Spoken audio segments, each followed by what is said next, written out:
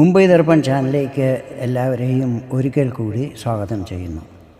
ഈ ചാനൽ നിങ്ങൾ ഇതുവരെ സബ്സ്ക്രൈബ് ചെയ്തിട്ടില്ലെങ്കിൽ സബ്സ്ക്രൈബ് ചെയ്യുവാൻ അഭ്യർത്ഥിക്കുന്നു. ഒപ്പം അടുത്തുള്ള ബെൽ ഐക്കണും ക്ലിക്ക് ചെയ്യുക. അപ്പോഴെൻ്റെ പുതിയ വീഡിയോയുടെ നോട്ടിഫിക്കേഷൻസ് നിങ്ങൾക്ക് ലഭിക്കുന്നതായിരിക്കും. ഇന്നത്തെ എൻ്റെ ഈ വീഡിയോ ധനുരാശിക്കാരെ സംബന്ധിച്ചിടത്തോളം വളരെ പ്രധാനപ്പെട്ട ഒന്നാണ്. 2023 ഡിസംബർ 28 ചൊവ്വ തൻ്റെ സ്വരാശിയായ വൃശ്ചികത്തിൽ നിന്നും തൻ്റെ മിത്രരാശിയായ ധനുവിലേക്ക് രാശി മാറിയിരിക്കുകയാണ്.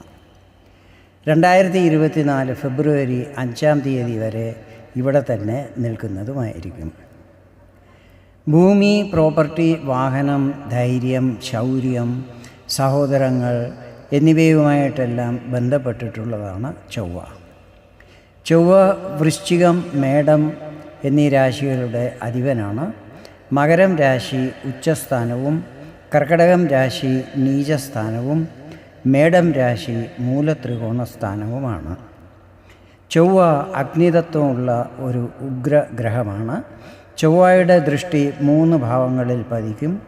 ഇങ്ങനെ ചൊവ്വ പല ഭാവങ്ങളെയും പ്രഭാവപ്പെടുത്താറുണ്ട്. അതിനാൽ ചൊവ്വയുടെ രാശിമാറ്റം വളരെ പ്രധാനപ്പെട്ടതാണ്. ചൊവ്വയുടെ ധനുവിലേക്കുള്ള ഈ രാശിമാറ്റത്തിൽ പല പ്രത്യേകതകളുമുണ്ട്. ഉദാഹരണത്തിന് ചൊവ്വയുടെ മേൽ ഗുരുവിൻ്റെ ദൃഷ്ടി പതിക്കുന്നുണ്ട്. അതുകൂടാതെ പരിവർത്തന യോഗവും ഉണ്ടാകുന്നുണ്ട്. അതായത് ചൊവ്വയുടെ രാശിയായ മേടത്തിൽ ഗുരുവും ഗുരുവിൻ്റെ രാശിയായ ധനുവിൽ ചൊവ്വയും നിൽക്കുകയാണ്. ഇങ്ങനെ 2 ഗ്രഹങ്ങൾ അന്യോന്യം രാശി മാറി നിൽക്കുമ്പോഴാണ് പരിവർത്തന യോഗം നിർമ്മിതമാകുന്നത്. ചൊവ്വ അഗ്നിതത്വമുള്ള ഗ്രഹമാണ്. ധനു അഗ്നിതത്വമുള്ള രാശിയുമാണ്. ഇവിടെ ചൊവ്വയുടെ പ്രഭാവം വളരെ കൂടുതലായിരിക്കും.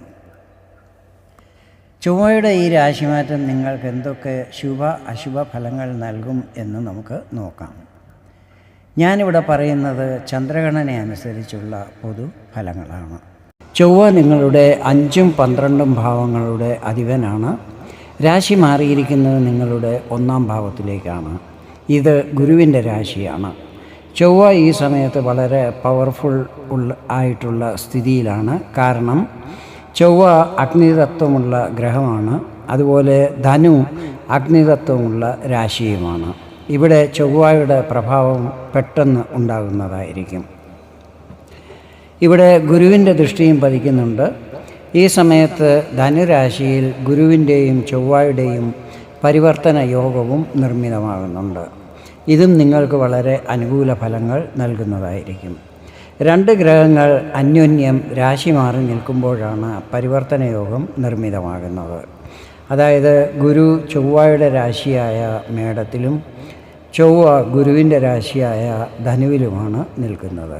അതിനാലാണ് ഇവിടെ പരിവർത്തന യോഗം ഉണ്ടാകുന്നത്.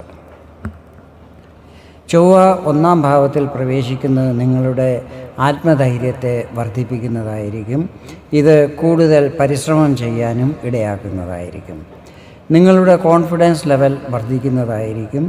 ഈ സമയത്ത് റിസ്ക്കുള്ള കാര്യങ്ങൾ പോലും ചെയ്യുന്നതിൽ നിന്ന് പിന്മാറുന്നതല്ലായിരിക്കും. കാരണം നിങ്ങളുടെ സാഹസികത വർദ്ധിക്കുന്നതായിരിക്കും.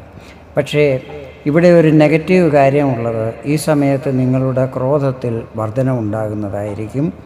അതിനാൽ ഇതിൽ കൺട്രോൾ ചെയ്യേണ്ടത് ആവശ്യമായിരിക്കും. കൂടാതെ ഈ സമയത്ത് പരിക്കുകൾ പറ്റാതിരിക്കുവാനും ശ്രദ്ധിക്കണം. കാരണം 1-ാം ഭാവത്തിൽ ചൊവ്വ നിൽക്കുമ്പോൾ ഈ വക പ്രശ്നങ്ങൾ ഉണ്ടാകുവാൻ സാധ്യതകളുണ്ട്. 1-ാം ഭാവത്തിൽ ചെറിയ ചൊവ്വാദോഷമുള്ളതിനാൽ വിപരീത സെക്സിലുള്ളവരുമായി ആകർഷണം വരാൻ ഇടയുണ്ട്. ഇത് ചിലപ്പോൾ ദാമ്പത്യ ജീവിതത്തെയും പ്രതികൂലമായി ബാധിക്കുന്നതായിരിക്കും. അതിനാൽ ഈ കാര്യത്തിലും പ്രത്യേക ശ്രദ്ധയുണ്ടായിരിക്കണം. ചൊവ്വ 12-ാം ഭാവത്തിൻ്റെ അധിപനാണ്. 1-ാം ഭാവത്തിൽ നിൽക്കുമ്പോൾ ചിലവുകളിൽ വർധനവുണ്ടാകും. വിദേശ സംബന്ധമായ കാര്യങ്ങൾ നിങ്ങൾക്ക് അനുകൂലമാകുന്നതുമായിരിക്കും. ചൊവ്വ 5-ാം ഭാവത്തിൻ്റെയും അധിപനാണ്. 5-ാം ഭാവം ബുദ്ധി, വിദ്യ, സന്താനം എന്നിവയുമായിട്ടെല്ലാം ബന്ധപ്പെട്ടിട്ടുള്ളതാണ്. 5-ാം ഭാവത്തിൽ പരിവർത്തന യോഗവും നടക്കുന്നുണ്ട്. ഈ സമയം വിദ്യാർത്ഥികൾക്ക് വളരെ നല്ലതായിരിക്കും. പക്ഷേ ഒരു കാര്യം ഓർക്കണം, ഇവിടെ ശനിയുടെ 3-ാം ദൃഷ്ടി പതിക്കുന്നതിനാൽ നിങ്ങളിലൊരു അലസത വരാൻ സാധ്യതയുണ്ട്. ഇതിൽ ശ്രദ്ധിക്കണം. ഉപരിപഠനത്തിനായി വിദേശത്ത് പോകാൻ ആഗ്രഹിക്കുന്ന വിദ്യാർത്ഥികൾക്ക് ഇത് ശുഭ സമയമായിരിക്കും. ഇനി ചൊവ്വയുടെ ദൃഷ്ടിഫലത്തെക്കുറിച്ചാണ് വിവരിക്കുന്നത്. ചൊവ്വയുടെ 4-ാം ദൃഷ്ടി നിങ്ങളുടെ 4-ാം ഭാവത്തിലാണ് പതിക്കുന്നത്. ചൊവ്വ പ്രോപ്പർട്ടിയുടെ കാരകനാണ്. 4-ാം ഭാവവും പ്രോപ്പർട്ടി, ഭവനം, വാഹനം എന്നിവയുമായിട്ടെല്ലാം ബന്ധപ്പെട്ടിട്ടുള്ളതാണ്. ഈ സമയത്ത് പ്രോപ്പർട്ടികളിൽ നിന്നും ലാഭം ലഭിക്കുന്നതായിരിക്കും. വാഹനം വാങ്ങുവാനും യോഗമുണ്ടാകും. വീടിൻ്റെ റിപ്പയറിങ്ങും മറ്റും ചെയ്യിക്കുന്നതുമായിരിക്കും. 4-ാം ഭാവത്തിൽ ചൊവ്വയുടെ ദൃഷ്ടി പതിക്കുന്നത് മാതാവിൻ്റെ ആരോഗ്യത്തിൽ പ്രശ്നങ്ങൾ വരാൻ ഇടയാക്കുന്നതായിരിക്കും. ചൊവ്വയുടെ 7-ാം ദൃഷ്ടി പതിക്കുന്നത് 7-ാം ഭാവത്തിലാണ്. ഈ സമയത്ത് ദാമ്പത്യ ജീവിതത്തിൽ ചില്ലറ പ്രശ്നങ്ങൾ വരുന്നതായിരിക്കും. പക്ഷേ ലവ് റിലേഷനിലുള്ളവർക്ക് സമയം നല്ലതായിരിക്കും.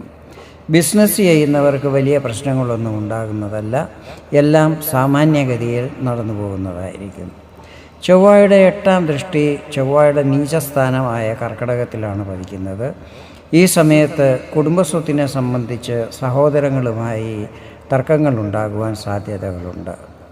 ലക്ഷ്മി സ്ഥാനമായ 5-ാം ഭാവത്തിൽ പരിവർത്തന യോഗം നടക്കുന്നതിനാൽ സാമ്പത്തിക സ്ഥിതികളിൽ പ്രശ്നങ്ങളൊന്നും തന്നെ വരുന്നതല്ലായിരിക്കും. ചൊവ്വയുടെ കൂടുതൽ ശുഭഫലങ്ങൾ ലഭിക്കുന്നതിനായി നിത്യവും ഹനുമാൻ ചാലീസ ജപിക്കുന്നതും ശ്രവിക്കുന്നതും ക്ഷേത്ര ദർശനങ്ങളും മറ്റും നടത്തുന്നതും ശുഭകരമായിരിക്കും.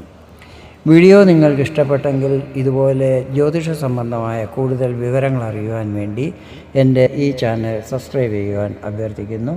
വീണ്ടും വേറൊരു വീഡിയോയിൽ കാണാം. അതുവരെ എല്ലാവർക്കും നന്ദി, നമസ്കാരം.